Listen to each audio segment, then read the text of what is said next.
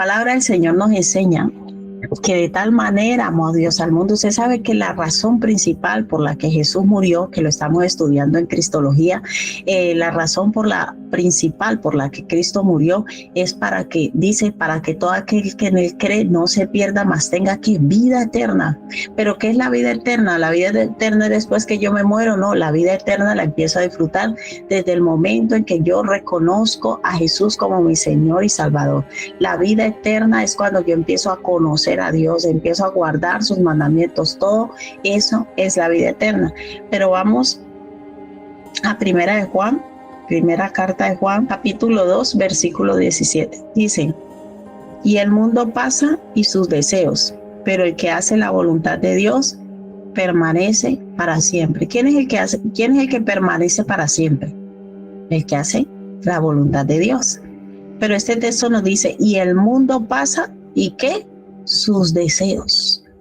¿Y qué es lo que hay en el mundo? Si usted lee en el contexto de ese versículo, dice: y todo lo que hay en el mundo, los deseos de los ojos, los deseos de la carne y la vanagloria de la vida, nada de esto proviene del Padre. Y ahí es que dice: y el mundo pasa y sus deseos. ¿Qué es un deseo? Un deseo se define como la acción de querer algo con mucha intensidad. Tengo unas ganas de comerme un heladito. Uy, con este calor que está haciendo me comería un cholao. Uy, no, qué rico ese manguito con limón. O sea, es un anhelo, pero con intensidad que nace en nosotros y nos lleva a querer tener, a querer poseer eso. El deseo no hace alusión solo a cosas tangibles. El deseo también es algo que intangible. Yo puedo desear cosas intangibles. Entonces, dice este texto: y el mundo pasa y sus deseos. ¿Qué nos está diciendo esa palabra? Que da igual lo que nosotros deseemos, un día pasará. Mira, el deseo es algo tan efímero, es algo tan pasajero que tú tienes ganas de algo y apenas satisface ese deseo, ya luego no lo quieres. Un ejemplo nos da uno de los casos que arruinó la familia del rey David. Mira a este hermano cómo deseaba a su hermana. Dice que hasta se enfermó queriendo estar con ella, pero el día que intimó sexualmente con ella, ahí mismo la aborreció. Amnón y Tamar. Lo que Amnón tenía hacia Tamar era ¿qué? Un deseo. Y un deseo de tipo ¿qué? Sexual.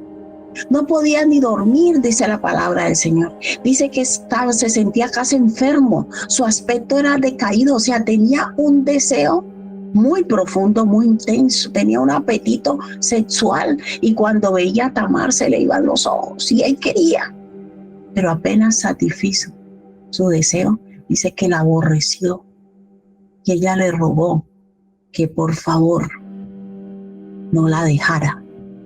Y él dice que fue tanto el odio con que la aborreció como el amor o el deseo como la deseó. Por eso la palabra del Señor dice: y el mundo pasa y sus deseos. Cualquier deseo que nosotros tengamos es pasajero.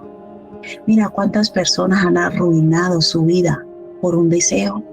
Ese deseo de Amnón era tan fuerte que le arruinó la vida a Tamar y trajo consecuencias nefastas, sobre todo una familia, porque luego Absalón mató a su hermano.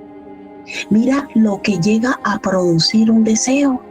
¿Cuántos hombres han deseado a una mujer y la han terminado violando y han terminado en la cárcel porque no pudieron aguantar el deseo?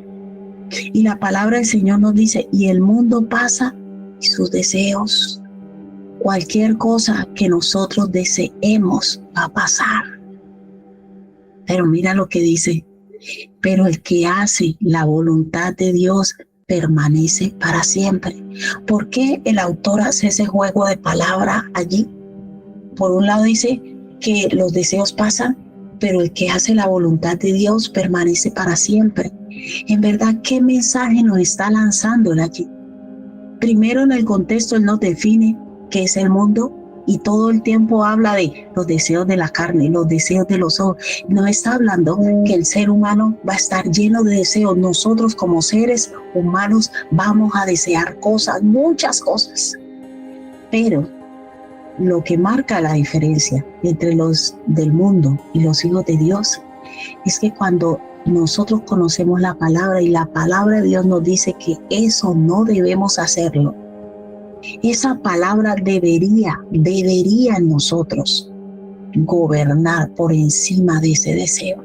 Por eso dice, y el mundo pasa y sus deseos, pero el que hace ¿qué? La voluntad de Dios. Yo puedo desear mucho algo, pero yo tengo que aprender a sujetar mis deseos a la voluntad de Dios. No es que yo tengo unas ganas de esto, pero la pregunta es, ¿eso es la voluntad de Dios? ¿Eso es la voluntad de Dios? Dice, pero el que hace la voluntad de Dios permanece para siempre. Por un lado, él dice, el mundo pasa y sus deseos, está hablando de pasa, y luego dice que la voluntad de Dios dice para siempre. Está diciendo que todo lo que yo desee va a pasar. Todo deseo del ser humano es pasajero, es momentáneo. Ningún deseo dura para siempre. Pero por el contrario, si yo decido negarme, mira, el tema del deseo es un momento, es un segundo, que te viene como esa euforia, esas ganas, esa pasión, ese momento de intensidad. Pero si yo resisto, dice que el que hace la voluntad de Dios permanece para siempre. ¿Por qué? Porque esa capacidad de resistencia que Dios me da me va a llevar a ser capaz de resistir muchas cosas. Por eso Dios quiere que nosotros aprendamos a controlar nuestros deseos. Dios quiere que, por eso dice el fruto del Espíritu, entre el fruto del Espíritu está el dominio propio, porque no todo lo que yo deseo es bueno para mi vida.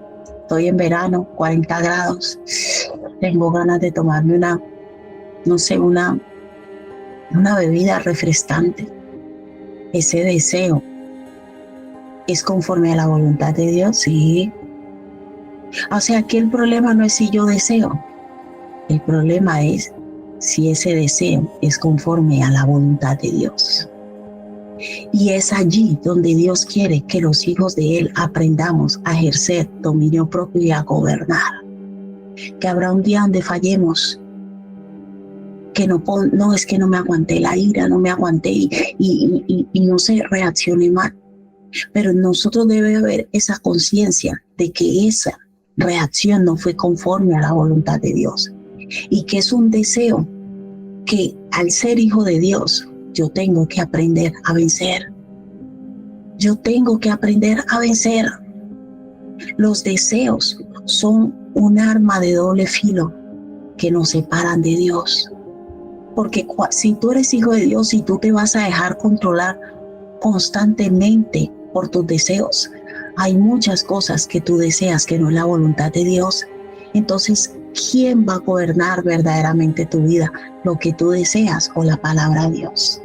Vuelvo y le digo, lo malo no es desear, porque también deseamos cosas buenas, pero hay cosas que deseamos, que anhelamos, que no son conforme a la palabra de Dios.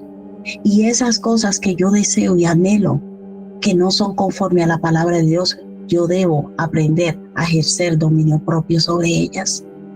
Dominio propio hasta el día que Dios me da la capacidad para vencer sobre ellas, y eso ya no produce en mí una tentación. Usted sabe que la gente a veces confunde la prueba con la tentación.